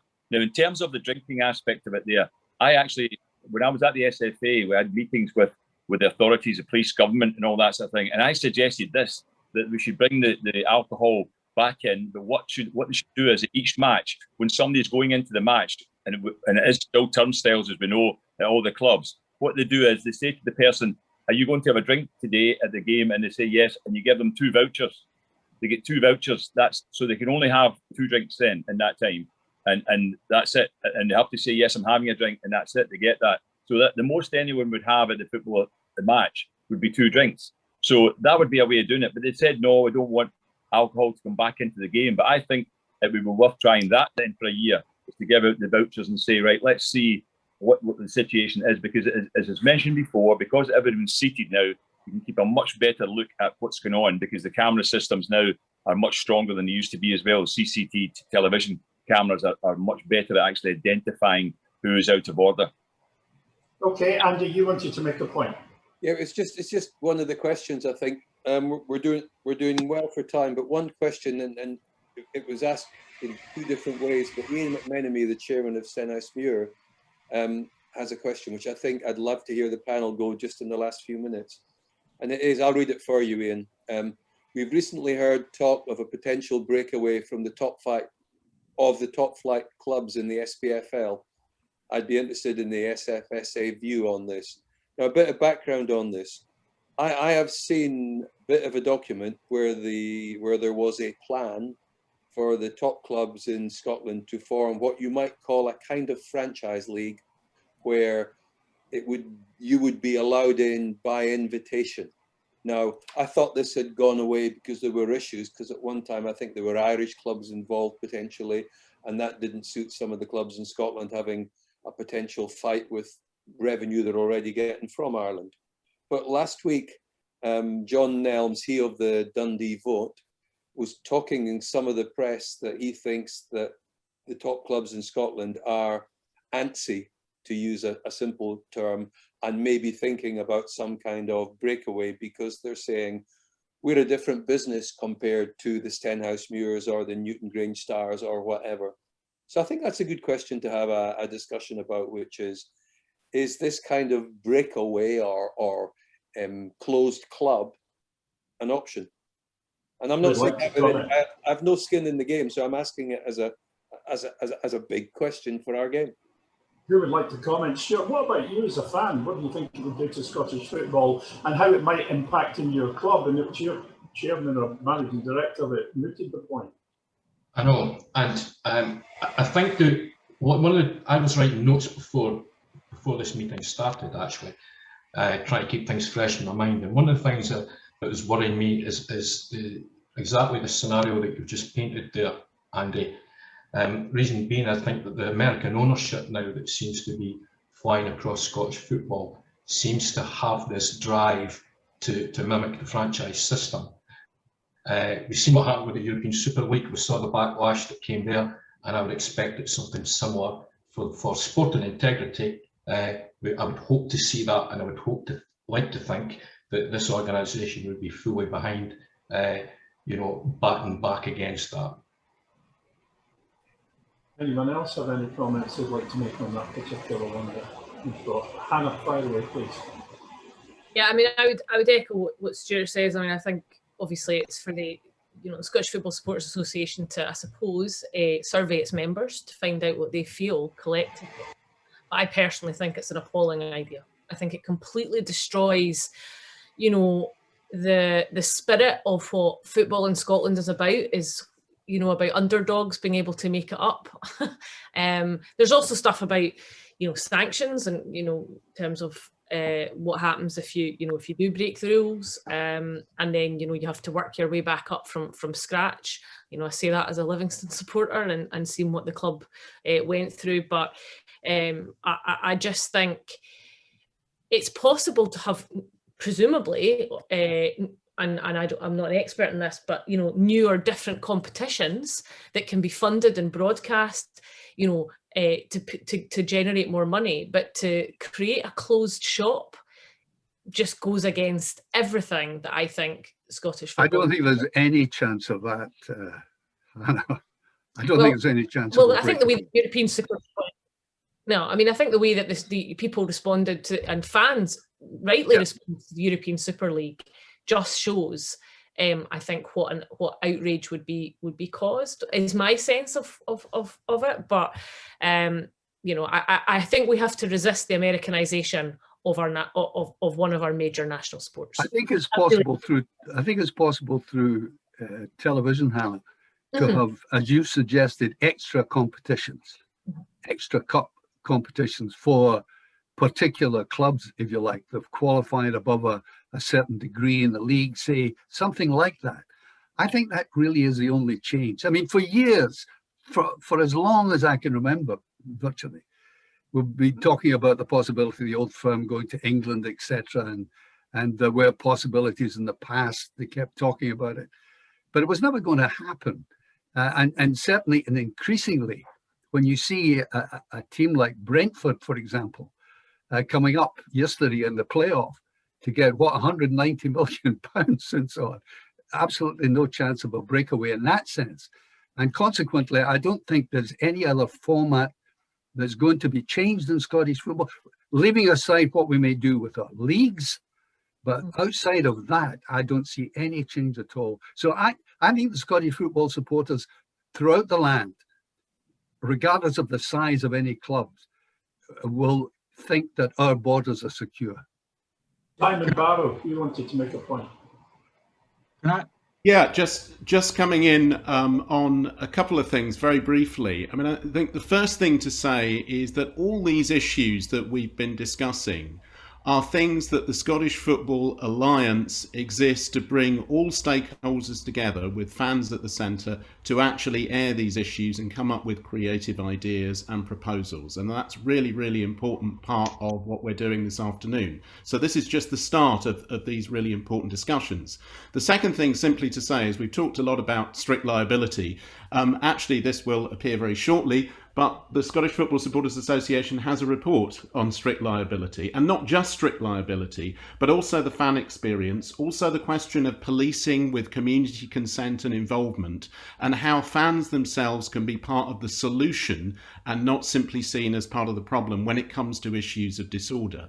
And also a recognition that the issues at a couple of clubs at the top and many smaller clubs are very different, and the ways of resolving those problems are very different. And I think we're confident that we can get engagement with the Scottish Government on those issues. So actually, thanks to the work of fans, there are already transformative ideas coming forward on those kinds of questions. Henry, was there something you wanted to say? Can I make a point, Andy? Yes. Can I make a point? Yeah, yeah, sure thing. This issue. I mean, you know, I'm not a great investor in the greed is good philosophy for the future of Scottish football, but there has to be a recognition that we need, I've used the big advisedly, the big clubs in Scotland to be doing well. You know, they are our ambassadors in Europe. You know, we want them to be doing well. But I think we should be looking at other ways to strengthen those clubs rather than pursuing this idea of kind of semi-franchising with, you know, no relegation. The only reason you're in the league is because of your financial backing. And as Hannah says, we've got to be careful about the Americanization of financial investment in the game, because there's a multiple of motives as to why some of those people are involved. And I think we've got to be quite careful as to what the long-term motives are. But, you know, I would be happier if some of the clubs who are talking about, you know, suggesting, for example, that they're not doing well because of the smaller clubs. You know, a lot of the smaller clubs are not doing well because of the bigger clubs. And what they might be want to look at is the idea that they have more talented 18, 17 and 19-year-olds sitting on a bench and less people being imported from mediocre levels of football in Eastern Europe and Europe generally. They want to be looking at how they can give maximum advantage to the investment in their academies. The investment is drying up. So there's a lot of things that as football people we should be interested in, but I'd like to think we give short shrift at this stage to the idea of breakaways, but more importantly, concentrate on the long-term investment we can give to clubs to build their clubs up, to match the work they do at home in Europe, because that will bring a lot of publicity to Scotland and hopefully finance to the clubs. Guys, I'm going to move on to another question from the floor, because I know that we as an organisation have been extremely active in this, and it says, how do we address the betting epidemic that the game is promoting? Andy, maybe you want to start with this one, because as I say, the SFSA have been extremely active with this. This is one of the scariest things that's happening just now, and I noticed today even in the Sunday Times that Ruth Davidson Lady Ruth is part of a programme going out on June the 6th or 7th that is finally showing that there is a huge pandemic of damage caused by, this is not a flutter, an occasional flutter by an industry. This is a hard-nosed, aggressive, algorithm-driven industry who are catching particular youngsters and using football to normalise the aggression and the money reaping. And one of the little companies we came across is Gam Talk, which is Paul Pettigrew, who was caught by this business, lost 6 figures, and is running a business just now, which is going into schools, going into companies, going into football clubs who we introduced him to help youngsters, because gambling and heavy gambling is right through the game. Now, I like a bet, so I am not anti-gambling, but there is a difference between a local bookie in Brechin taking bets on a race on any typical day, and this casino on your phone type activity. So for me, football has got a huge problem. That's, as an aside, the Conservative government in Westminster are currently looking at perhaps banning football from having any revenues from gambling, or gambling having any influence in football. And I think there's a good chance that will happen. But in the meantime, we still have, we had the Betfred Cup. We have, gambling is right through. It's on Celtic jerseys, it's on Rangers jerseys. Rangers have just signed a new deal with a different part of the same betting company for Europe and the original company on their Scottish games. It's rife. And the argument that football is saying, and it's a spurious argument, but the argument that football is saying is, if we didn't have this money, we wouldn't have the amount of money and we couldn't be doing the job we have. That's an argument that the commercial department isn't able to find proper sponsors and clean sponsors. But football has got a huge problem with gambling, and the issue it needs to address is, why is it allowing that to happen to fans, to its people? It's that simple. Sorry. Well, I'm going to bring in Gordon Smith here as a former chief executive of the SFA. Gordon, let me ask you this. Andy's made a very good point. We've got the Betfred, which is the League Cup. We had the William Hill Scottish Cup, and we had the Ladbrokes SPFL. The powers that be are as much involved in the gambling phenomenon in Scottish football as the clubs are individually. Oh, definitely. I know that's it. But the point is made there is a big issue, and this is why it has to be addressed, is the fact that, they've got a sitting looking for a sponsor for a competition, and they've got one offer. It's not as if they say they've got a number of offers and would say they're going with the gambling one. It's the only offer they have. And that's a big question of, well, this competition would have no money, no sponsorship, come because of that, or on board this gambling company. It has to be because of that. Gordon, we're having trouble again with your internet there. I don't know what the problem is, but it's kind of, you look like in Norman Collier mode a wee bit at the moment. So I don't know if you want to try and reboot something and we'll come back to you. Henry, this is something that must have come up in your reports, surely, as it's been such a concern within the game for such a long time. Andy makes the point that it's a spurious argument from the clubs, from the powers that be, that without that money, they couldn't invest in the game to the level that they do. I just wonder what your thoughts are and what your conclusions were when you were looking at this, if it indeed was part of what you looked at. Well, I didn't look at that as an issue. There were other more pressing problems at that particular time. On the other hand, I don't buy this point that, if we lost betting, we'd lose, a lot of investment, and the fans would suffer, etc. One of the problems is that we're only attracting betting investment to the exclusion of other cleaner forms of investment. Why is it in Scotland that we have to rely on betting firms to provide the income to keep the game ticking over? I believe if you dumped betting, as I hope will happen either legislatively or voluntarily by the clubs in the future, we should be looking at different types of investment. And my simple motto is, we beat tobacco in sport, we've beaten alcohol in sport, and the next big achievement ahead of us is to beat betting. And I think, Gordon made the point, I think it's valid to say that we're currently dependent on a level of income. And if that disappears, there could be problems. But, when we're reaching out to young people, young girls, young women, trying to get a different, wider clientele involved in the game, we've got to be quite radical. And I don't believe that betting investment is good for those groups that I've mentioned, nor is it good for the long-term health of the game. And when you see all the impacts that we're having on young people, mental health, mental well-being, all of that, then I think a brave step could be to say that in Scotland, we will phase ourselves out of betting, and that will put the pressure on the football authorities to actually do more than they are doing to attract clean investment, better investment, which carries a moral imperative as well. Gordon, let's see if we've got you back and we can hear what you have to say on that. Yeah, can you hear me now? Yes, absolutely. Yes. Yeah, it is. What Henry's saying is correct in terms of you wouldn't want to be doing that and bringing in gambling. But the fact is that in reality, it's like the alternatives have been, and I know this for a fact, and even after I was away in the SFA, the alternatives are not there. There's nobody coming in with the money to invest in the competitions, and therefore the only option is the gambling firm. It's a big issue to actually make that decision. But if you're sitting down as a board of directors and saying we're getting $1.5 million here, and what's the options? Nothing elsewhere. What do you do? It's a very, very difficult question, and it's a hard topic to deal with. But that is the issue, and that has been the sad part of it, is the fact that money is very, very difficult to get other sponsors for these competitions.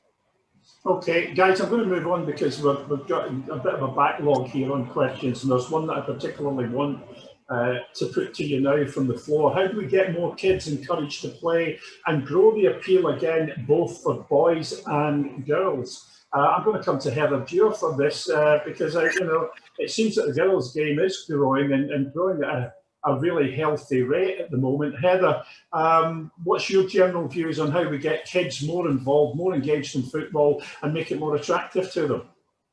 I think this is actually probably quite a pertinent question for me at the moment, Bill, because I've got 2 kids, both girls, one's 6 and one's 10. Love to get them into football. And sometimes my work schedule makes that difficult for me to be able to take them places, but therein lies the problem. Unless you have a parent often who's willing to do it, it does make it very difficult. And which is, if anyone was listening to what I was saying earlier, is sometimes one of the issues that a lot of this is reliant upon mums and dads being able to take these kids who want to play football, because a lot of football has disappeared from our schools. So how does that work? How does that happen? How do you keep that motivation up for parents as well? Let's say we live in Scotland, right? So the weather's not always brilliant. If you don't have access to a fantastic facility, then weather plays a big part when it comes to kids playing any sport. So that motivation has got to come from the mums and dads as well as anything else. Why are we not making it free, for instance? Why don't we have free, a level of free, sport and education, like we do, education, for example? Why don't we bring that into football rather than making it £4 or £5 a pop when it comes to classes? That may not be a lot of money, in the grand scheme of things, but it is a lot of money to some people. So unless we make it much more even across the board, I think we'll continue to have problems. But I think we do need to be a bit more innovative. If you look at Judy Murray, for instance, particularly when it comes to girls, she has Miss Hits, which she's had for several years now. It's brilliant. It's absolutely fantastic. It's I think it's £5 or £6. I don't know whether it's gone up, but certainly the last time I looked. But it's specifically dedicated. It's coaching that's specifically dedicated to young girls from the age of 5 years old. And it finds ways of getting girls into sport that doesn't necessarily actually focus on tennis from the outset. So they learn the whys of tennis. So why do we move in a certain way? And they use things like scarves and balloons and things like that. And they have different characters on an app, for instance, that young girls can really associate with. So by the time they get to that cutoff point when they become teenagers, and I know I've mentioned this, but it's really important when you talk about girls and sport, because that drop-off rate is there continually, probably because of puberty, and other things coming into their life. But it is really important to recognize that. So if you can capture the young audience early enough and keep them there and keep them enticed and motivated, then there is the theory, and it seems to be working with Judy Murray anyway, that they will stick with that sport. And the other thing that she's done is she's introduced coaching. So she'll go around the country and she'll teach women to be coaches. There aren't enough female coaches. There aren't enough mothers potentially who are, becoming coaches. And that's the same in football. How many female coaches do you see in SWPL 1? How many do you think there are? There's one. Debbie McCulloch. Why is that? Well, who knows? You know, it's something that we've looked at as journalists, and people in the game have looked at, and there are different theories, but a lot of it is down to the time and energy and the amount that you have to give to the game. And a lot of people who do have families don't have the ability to put that time in. So why can't we make it easier? You know, let's look at making things a little bit easier for parents, whether that's through financial means or facilities, whatever it might be. But let's make things a little bit easier for people so that we can keep these kids in the game. Because if you've got a 4 or 5 year old who starts playing football younger potentially, and they enjoy it, they'll continue to want to play it until there's something that gets in the way that makes them stop it. That could be the weather, there could be the lack of facilities, it could be money and lack of motivation from the parents. But I defy you to find a kid who at that age will say no to go out and playing one sport, football in particular. Most kids will want to give something a go because they don't have the outside influences telling them they shouldn't do that or they can't do that. So that's what we need to prevent. It's the can't do that, won't do that. That's my answer. It's been like watching a Busby Berkeley movie with Henry McLeish and Andy Smith nodding in unison throughout your conversation. I'll start with Andy and then I'll come to Henry for his comments. Andy, I know this is something you feel very passionately about. I spent a career in marketing, and the fundamental here is the more kids that play football and keep playing football, the more fans we have long term and the more revenue for the game. It's that simple. And so everything that Heather said is wonderful. Kids should be playing, boys and girls, because they are future users of football.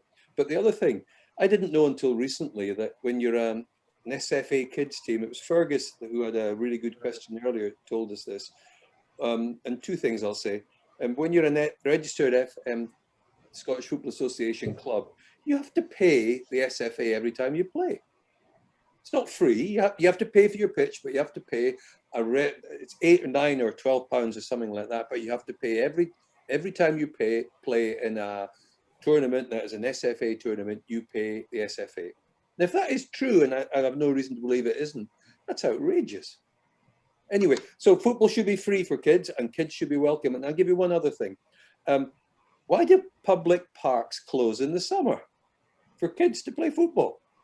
So there's, going back to what Simon said, there's things for the Scottish Football Alliance straight away, getting kids playing football, getting schools football at the top of the agenda.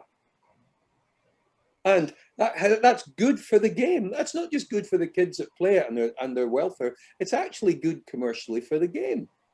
It's the myopia of the highest order, because do they see kids as a way of making money? I don't know. They won't speak to us or tell us. But there's great questions. Rant over, guys. Well, I'm pleased to say, but this is one of the recommendations I did make in the report a decade ago. It was about that we have a renaissance of interest again in schools football. You know, because from the mid-80s, where we had the collapse of the involvement because of the teachers' dispute and whatever, you know, we lost an important part of the game. Schools football was where I was born and brought up and did all my stuff, as many people that are talking here, but it just disappeared. We now have a situation where there's only one outlet that every child in Scotland has to go to. It's not Morrison's, not Lidl's, it's not the Bank of Scotland, it's school. And that's the point about the 2,500 of them. That, you know, Gordon introduced me to the concept of physicality. You remember that well, Gordon, you used it a lot and I got that. Yeah. About mental health, about physical well-being, about sports generally.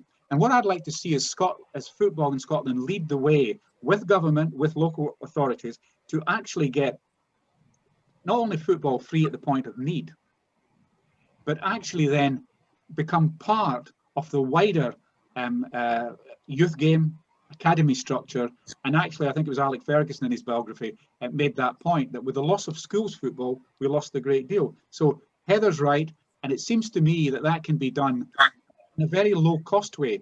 But you know, look, one of the problems is the government and the football authorities are not really having a dialogue on any of these things because of this question of trust and respect. And I'm sorry to come back to that, but I would like to see a situation where we have a rebirth of football interest in schools. We've got to make local authorities aware that physical health, mental health are crucial, and you can do that through sport. And at the end of the day, I just believe that Scotland could move so far and so quickly if we did this, instead of what we've got just now is rather the alienation between government and local authorities on the other, and government and football. It's not serving our interests well. And if you want a detail about cost, sorry to go on about this, but you know, Heather was making the point about cost. A lot of working class families can't afford to take their car and drive them here. They can't afford the fees. You know, and a few years ago, it was costing some young, tiny teams in Glasgow £100 an hour.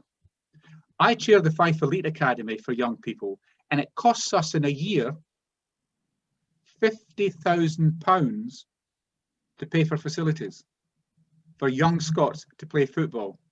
It's a scandal. And so therefore, I think the problem is there. It's just up to us through the Supporters Association and others to start to have a campaign to open up football in schools. Gordon, can I bring you in as well? Because of course there's something that we haven't touched on, and it is quite important. And that is the fact that, you know, when we were younger and we played, we would play for the school, we'd play for Boys Brigade, we'd play for another team usually, and you'd play Wednesday, Saturday morning, Saturday afternoon and Sunday afternoon. We were always kicking the ball around. But now kids get signed up for professional clubs at 8 years old, and they're told they can't play football for anyone except that club. Yeah, I totally agree with that. I think that I've not been in favour of that at all. They sign a lot of players far too young, and the other side of it is they release a lot of them too young. I mean, sometimes I met a dad one day. His little boy was disappointed. 11 years old, just been released by Rangers at 11 years old. So it's ridiculous. And the professional clubs, when I was young, it was 14 years of age before the professional clubs could bring you in as a schoolboy for them. And they're allowed to sign 20 schoolboys. Each club was allowed to. Nowadays, they've got about 8 teams with 20 boys in each one. And that's about 160 players at youth level. And as you say, they're only allowed to play for that club. And because it's a big squad of 20, some of them don't even play regularly. They don't get as much football. And I don't think it's right at all. And I think that we need to look at that, and changes need to be made in terms of that system. If you don't mind me saying so. Yeah, go on, Archie. No, fire away. You don't mind me saying so. I was a school teacher, and I ran a school's football team, not very successfully, I may say. I tried my best with them, and it's dramatically changed since the days that I was involved in schools football. For example, in 2004, I wrote a book, and I've got it right beside me here, and I've got Walter Smith's comments about schools football and so on, and academies. Now, it is right, entirely right, that we develop from youth football into a kind of structured attempt to give them the benefit of expertise and so on, and that's exactly what Walter wanted to see. The problem, as he puts it, is, and I've got it here, do you know that 80% of those who went into those academies never kicked a ball again in earnest after they left? In other words, what Gordon was saying about being cast aside by a senior club. I interviewed the Director of Education, Martin O'Neill, who happened to be also in the SFA, one of the panels dealing with youth football. And he said a famous school for football, St. Patrick's Coatbridge, weren't allowed to play 5 of their boys because they were signed for Celtic. They won nothing. A famous schoolboy player who played for Hibs wasn't allowed to play for his school team. He went to Falkirk, they released him, and they went on and won the tournament because one or two talented boys in the school's football team can change their achievements. So all in all, it's a bit of a mess. And one of the reasons, of course, getting back to this business of getting people to play football, is that Walter again says it quite specifically. The problem with the academies is that the boys going into them aren't good enough. That's the problem with such a big wastage. And the reason is they're not playing football often enough. And you're quite right. I had a tradesman in the house dealing with a leak in one of our radiators, and he runs a school's football team in Baldwell, Uddingston area. He told me the charges that they're making for boys to play in an afternoon. I couldn't believe it. Going back to what Henry said, it is an expensive business. And if you're competing with a much softer alternative in life, like picking up a laptop or dealing and playing games and so on, that's very attractive to youth nowadays. So it's a large and comprehensive social problem. And at the moment, we've got to encourage in every way possible to make it cheaper to play football and to get the mixing of the sexes in football at school level. And all of that, I think, will benefit us in the long term. Hannah, do you think there needs to be more of a political will from all parties to bring sport back into schools and football particularly? I mean, I talk to my nephews and nieces, and some of them have got various activities that go on at school in an organised way. The other ones, it all seems a bit hapdash. There doesn't seem to be a consistent policy on this by schools. Now, I know that the local education authorities take a lot of the responsibility for that, but how much can politicians do to ensure a certain level? Yeah, I mean, and let me just say, I'm going to have to go. I'm very sorry. I've got another engagement very shortly, but I think it's a really important question. And you know, I reflect on my own experiences, which were obviously quite some time ago. And you know, there was starting at that point when I was at school to be development for girls and girls being allowed to play, but that wasn't until secondary school. So. And it is, you know, I think on the one hand, it's very challenging because there are so many sports that young people get a chance at now, and that Scotland is becoming, you know, more famous for. But I also think, you know, on the other hand, of course, there is more that we can and should be doing, whether that is through funding, whether it is through, you know, strategic partnerships with local clubs and schools, because sometimes that is also left you know, down to either the local authority or the clubs themselves. Whereas if there was, you know, a broader approach and you know, a lot of work has been done on that and a lot of money put into it. But I think sometimes it's interesting to see how in some areas it's really successful, but in others it isn't. But you know, I think particularly with the growth of the women's game, we need to be looking at what, you know, why are we not you know, putting more into that, and you know, I think there was a question in the chat earlier about, you know, accountability, you know, whether it's through the SFA, whether it's through the government, on making sure we deliver on a task force, a report, a review. That's all very well for you know, politicians and people who are interested in the game to do that, but we actually have to see it turn into something and not just sit on a dusty shelf. So I think at the end of the day, of course, there is always more that we can do, but it is about what is that, you know? And it's multifaceted. Government, of course, has a role to play, but so do clubs, and so do fans as well. You know, the whole structure of the game should be such that we are getting young people interested. And I think also the world of play has changed. I mean, I remember being able to kick a ball around the street and there was a field and all the rest of it. You know, green spaces that are at a premium now. You know, people are using green spaces in the way that they didn't before, and I think that's something we need to think really carefully about as we come out of COVID.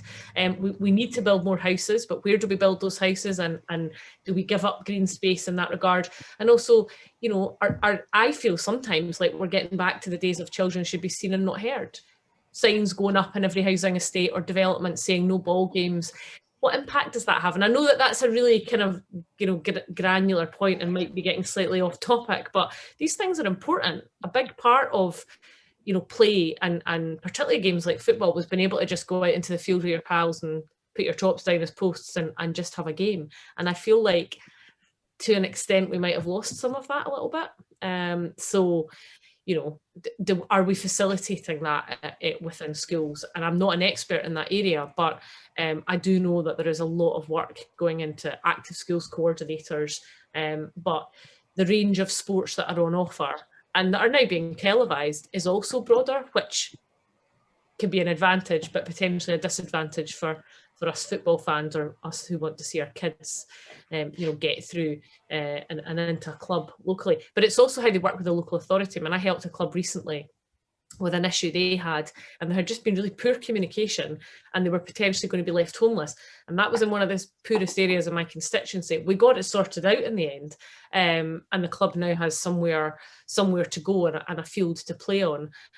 But you know, it's about making sure those clubs that have got hundreds of kids in them have got the right facilities and are properly supported, both at a local authority level, but also at a government level. Guys, we've come probably to the end of things, but I do want to finish with one question to everyone, just before we go back to Andy to round up things. And we'll start with you, Andy. Should Scottish football be run by one body rather than the SPFL and the SFA as a dual body? Yes. Henry? Well, we had 3 bodies. We've now got 2. And to be honest with you, they act as one just now, because the SPFL have taken over the SFA, and I don't think they provide the useful function that they were designed to do way back in the end of the 19th century. So I think we've got to be cautious about what we're talking about here. If it was an all-powerful SFA, below which the SPFL operated, that would be fine. But currently, I'm concerned that the SPFL have taken over. So I would think one organisation would be a step forward, but the complications behind that currently are really quite significant. Okay, Archie. I think governance is extremely important, but it's not the be-all and the end-all. I'm sorry for repeating myself. The solution for Scottish football, the expansion of it, the success in the future is getting kids to play football and keep them playing football for years. That is a much more important question than the governance of the game in Scotland. Okay, Gordon. I think it might be helpful to have another body which actually analysed the work being done by both the SFA and the SPFL, and actually then give reports on that and just say whether it's the good of the game. And I think that might be good, an independent body that looks at the decisions that are being made and what you put in place. Sure. An independent body overseeing those activities. I'm with Gordon with this. Okay, Heather. Yeah, I think I'd be in agreement actually about the independent body. Certainly my key thing would be transparency. I think that is massively critical moving forward. Should be much more. Okay, Simon. Yeah, absolutely agree on independent scrutiny and transparency. Totally understand what Archie is saying about starting from the grassroots and from the youth, but actually any setup is only as good as the people who are running it, and we really do need to up our game in that response. So whether it's one body or not, and I think one would be progress, it really needs to involve a wider range of stakeholders and not just be sort of an organisation run by those who already have a vested interest. And of course supporters are customers as well and must be part of that. Okay, I'm going to bring in the beekeeping Tom that's been overseeing this since we started. Paul Goodwin. Quite reluctant to talk. Mr. Goodwin, do you want to make your opinion on this one? Just to say thank you for everyone and all their contributions. I've got real problems with my Wi-Fi here, so it might be a bit like Gordon in and out of the conversation. But I agree with what everybody said, and that really is what the Alliance is all about, is to start flagging these issues and actually to act upon them. And under Henry's leadership, I'm sure so many people will step forward and give us their views and opinions, and they will all be valued. So thank you to everyone for their contribution. Okay, ladies and gentlemen, I'm going to thank you for being so easy to work with this afternoon. And I'm going to pass you back to our chair, Andy Smith, who will bring things to a conclusion. Yeah, well, summing up is going to be very quick. Just say thank you. Interesting discussion, lots going on, and we've got the Scottish Football Alliance, which has got very big ears and has enough subject matter to start moving on. And the board, or not the board, the people you have seen today in the Q&A are just a tiny percentage of people who want to give something back, and that's what we will be tapping into. We've got Gordon, we've got Archie, we've had Pat Nevin, we've got a lot of people who are saying, how can I help? I will help. And that's the good thing, because football did a hell of a lot for all of us. And we're all ready to now saying, what can we do for football? That's a summary. That's coming to the end of our conference. Just a couple of slides just to finish off. Coming soon, we've got a book coming out that was written by all the fans. We've had a fan from every single club in Scotland who's written why their club is important to them, or why they became a fan of that club, or lots of different reasons. I wrote my first club, and my team I support is Inverness Cali. I still call them Inverness Cali, even though they're Cali Thistle. My first game was when I was 6, and I learned 3 new swear words and made friends for life. I'm a Cali fan. I was lucky enough to write the Cali part of the Truly the People's Game, Why We Love Scottish Football, and that will be out probably later on in the year, certainly in time for Christmas. Other things we've been working on behind the scenes is we've got a very exciting project with DC Thompson aimed at kids and in football. Future research and listening, there's half a dozen things out of today's conference that we will be asking for opinions on. And Ian McMenemy from Stenhousemuir's point about this breakaway or this franchise league is something we will be sounding people out, because it's not what Andy Smith or Paul Goodwin or Henry McLeish thinks, it's what people think. And I often say, fans will never agree 100% about anything, but together we come together, we see the greater good, and we come to a consensus. And that's what the Scottish Football Supporters Association is all about, speaking to the fans and finding a consensus for common good. Finally, Paul will want me to tell you we'll have a range of merchandise that we hope you spend some money on so we can start doing more projects. And we have a nice little deal as a start with Broughton Brewery and a toast to the Euros that we'll have on our website, and you can see that. And we wish, I think on behalf of everyone, we wish Steve Clarke and his team the best. 23 years or 22 years has been a long time, and let's try and see if we can qualify this time. Thank you. You've made a happy man very old.